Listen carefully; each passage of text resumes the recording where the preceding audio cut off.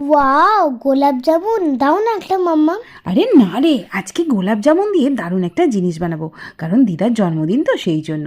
এখানে প্রথমেই হাফ কাপের মতো টক দই আমি জল ঝরিয়ে নিয়েছি, তারপর 1/4 কাপ তার মধ্যে দিয়েছি তেল এবং তার মধ্যে চিনি দিয়ে ভালোভাবে ফেটিয়ে নিয়েছি। 1 কাপ ময়দা দিয়েছি, সেটাও ভালোভাবে চেলে নিয়েছি। আর দিয়েছি 1/4 টিস্পুন এখানে বেকিং সোডা আর 1 টিস্পুন দিয়েছি বেকিং পাউডার। আর দিয়েছি অল্প অল্প দুধ, আর সেটা দিয়ে ভালোভাবে ফেটিয়ে নিয়েছি।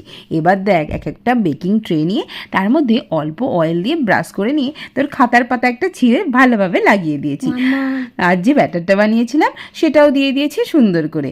আর যে গোলাপ জামুনগুলো এনেছিলাম দেখ কি সুন্দর কেটে কেটে সুন্দর করে সাজিয়ে দিয়েছি। ওয়াও মাম্মা, কি সুন্দর দেখতে লাগছে গো। হ্যাঁ, আর অন্যদিকে একটা হাঁড়ির মধ্যে আমি আগে থেকে প্রিহিট করে এটাকে বেক করে নিয়েছি, ওই ধর 35 মিনিটের জন্য। ব্যাস, গোলাপ জামুন কেক কিন্তু একদম রেডি। দিদার জন্মদিন